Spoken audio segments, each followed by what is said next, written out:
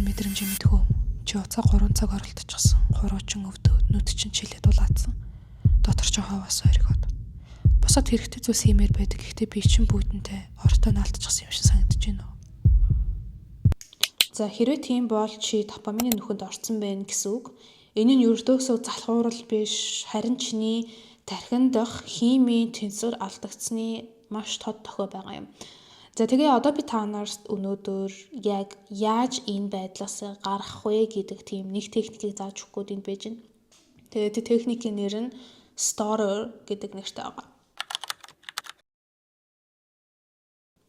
За тэгээ бөөнөрөө ингээд сэдв рүү орохоос өмнө эхлээд яг допамин гэж яг юу юм те гэдгээс эхлэе. Допамин гэдэг нь хүний тархинд үүсдэг нэг төрлийн химийн бодис байгаа. Тэр нь одоо ингээд мэдрэлийн эсүүд хоорондоо мэдээлэл дамжуулах процесс гэдэг байгаа байхгүй. За бидний тархи байглаасаа үргэлж тэнцвэрийг хайж байдаг гэж байгаа байхгүй. За одоо жишээлбэл ингээд нэг юм савлуур байлаа гэж бодъё те. Нэг талд нь ингээд юм баяр баясгал, нөгөө талд нь ингээд юм өвдөлт гэсэн юм хоёр цэгтэй. Тэгээд бидний энэ одоо энэ тархи маань энэ хоёр цэгний дундах ингээд юм тэнцвэрийг олох гэж одоо балансыг олох гэж маш их хичээдэг. Тэгээд бид нэр ингээд ямар нэгэн хялбар аргаар одоо жишээлбэл сошиал медиа байна, тоглоом байна, тийм түргэн хоол байна. Тэгээд их хэмжээний допамин авахд энэ бүх зүйлсээ савлуур баяр баясгалан тал руу хүчтэй хазаадаг. Тэгээд үүнийг тэнцвэржүүлэхийн тулд тархи эргээд өвдөл тал руугаа адилхан хүчээр ундаг. Одоо нэгэсэндээ бид нэр сошиал медиа маш их хэрэглээд эсвэл амар тоглоод тий түргэн хоол идээд ингээд ийм хуурамч допамин их аваад тэр чин ингээд огцом дээшлэх тусам буцаж унахтаа яг л огцом буцаж унана. Одоо жишээлбэл бас яг их хэмжээний чихэр идэх те сахар хэрэглэх нь бас яг тэрнтэй адилхан. Эхлээл идээл эхний үед амар гоё те дээшээгээ баяр баясгаланы тал руу ингээд огцом дээш өсөөд цаг 2 цагийн дараа огцом амар унана. Тийм учраас уцаа удаан оролцсны дараа ингээд бид нэр өмнөхөөсөө илүү дор мэдрэмж авдаг. Зүгээр л хичээ гэж бодоод нэмэргүй. Бид нар тэр савлуурыг физикийн аргаар голд нь авчрах хэрэгтэй. За эхнийх нь ухаа зогсоо. Хамгийн эхний бөгөөд хэцүү болох юм. Зүгээр л уцаа тавь. Өөр өрөөнд оруул, эсвэл шүүгэндээ хий те. Чи уцаа тоглоод үзсээр л байх юм бол өөрийнхөө тэр унсан нүхийг улан гүнзгий ухаад малтаад байна л гэсэн үг. Тийм болохоор өөрийнхөө уцыг зүгээр л өрөөндөө орхиод өөр өрөөнд ор, эсвэл уцаа орхиод гадагшаа гарч алах. Дараагийнх нь tune into the body. Биеэ сонс. Чиний тархи одоогийн байдлаар чиний тархи гаццсан байгаа. Тийм учраас ингээд тархитайгаа ярилцаад ойлголцох, тийм хилэлцээр хийх ямар ч боломж авахгүй. Бүр ямар ч нэмэргүй, оролдоод ч хэрэггүй. Харин тэрний оронд бие рүүгээ анхаарал шилжүүл гэж байгаа байхгүй. Бөөнөрөө энэ физик бие рүүгээ анхаарлаа шилжүүлэх хэрэгтэй. Жишээлбэл хүүтэн усаар нүрээ угаах, тийм 10 удаа сүнээх, эсвэл ингээд гараа хүчтэй сэгсрэх ч юм уу, тийм яг би өөрийнхөө физик бие руугаа бүх анхаарлаа төвлөрүүлэх хэрэгтэй. Тэгээд энэ бүхэн биднэрт системийг дахин ачааллахад туслах болно. Бие махбодоо хүчтэй зочрол өгөх хэрэгтэй. Дараагийнх нь нэг жижиг ялалт.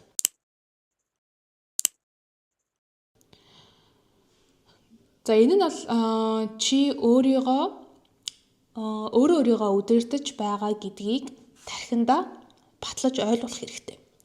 Маш энгийн зүйл нь бол зүгээр л босоод ороо хураа, тий хоогоо гаргаад асга, эсвэл ингээ очиод аяга угаа. Энд чинь ингээл нэг тийм жижигхэн ялгалт байхгүй юу?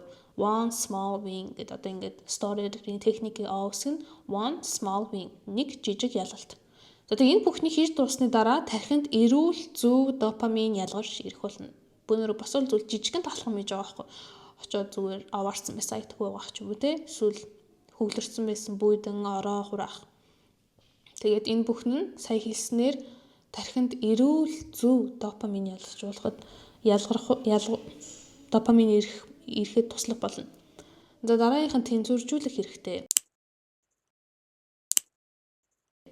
Гадны илүү дутуу зүйлгүй 10 минут амар. хөгжимгүй, подкастгүй, хинтээч юу ч ярихгүйгээд зүгээр л чимээгүй суу. Эсвэл зүгээр цонхороор тий. Энэ хугацаанд нөгөө савлуур шчин байгаа шүү дээ. Бөөнөр ихэнд яриад байсан. Энэ савлуур маань өвдөлтийн талаас буцаад гол руугаа ирж намжина. Энгийнээр хэлэхэд тэнцвэржиж эхэлнэ гэсэн үг. За дараагийнх нь нэг зорилго сонго. За одоо ингэ тэнцвэржүүлснийхаа дараа дэлхийг байлдан дагуулах гэж яарах хэрэг байхгүй. Тэгээ тэрний оронд зүгээр л яг одоо эхлээд маш удаан хойшлуулж байсан нэг ажлаа сонгоод тэгээд тэрийг ердөө 5 минут л хийж эхэл. Чи хэдийнэ эрч хүч авчихсан байгаа болохоор тэрийг энэ зүйлээ хийхэд ашиглах хэрэгтэй. Олон удаан сар хэд хоног ингээд хийж чадахгүй байсан. Эсвэл зүгээр л хойшин тавиад байсан тэр ажлаа ердөө 5 минут эхлээд хийгээд суу. Одоо ингээд чи тэнцвэржүүлсэн байгаа болохоор чамд дотор чинь хийх тийм энерги байгаа байхгүй. Тэгээ тэр энергийг зөв зүйлдээ ашиглаарай.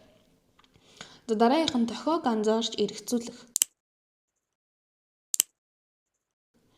Хамгийн сүүлчийн магадгүй хамгийн чухал алхмуудын нэг. Чи нүхнээсээ гарсны дараа өөрөөсөө асуу. Би яагаад энэ нөхрөө унчих вэ те? Магадгүй би маш их ядарсан байсан уу? Эсвэл хийхээс айж байгаа хэцүү даалгавраас цухтах гэж оролцсон уу? Тэ? Хэрв чи шалтгааныг нь олж мэдвэл дараагийн удаа тэр нөхрүүгээ унахаас өөрийгөө барьж чадна гэсэн үг. За хэрвээ тэгээд дараагийн удаа дахиад унсан тохиолдолд битгий өөртөө гутраад тэндээ үлдэж болохгүй оронд нь босоод дахиад тэндээсээ гараад дахиад унсан чамаагүй дахиад тэндээсээ гар. Өөртөө гутраад нөхөндөө ингээд за би ингээ гарчаад ах чинь буцаад тэр нөхрөөгөө унчлаа гэж болохгүй. Тэгээд эцэст нь хэлэхэд допамины нөх бол өдрийн турш үргэлжлэх ял биш. Энэ нь зүгээр л төр зуурын саатал. Тэгэд үүнийг бодлоор биш бөөнөрөө үйлдэлээр эмчилдэг бол байцгаая. Тэгээд одоо энэ storer гэдэг энэ бол яг институцнаас гарах чиний гарцуудын нэг. Тэгээд хэрэг чи яг одоо энэ бичлэгийг үзэж дууссан бол утсаа ноутбукийн унтраагаад эс үсгнээс эхлээрэй.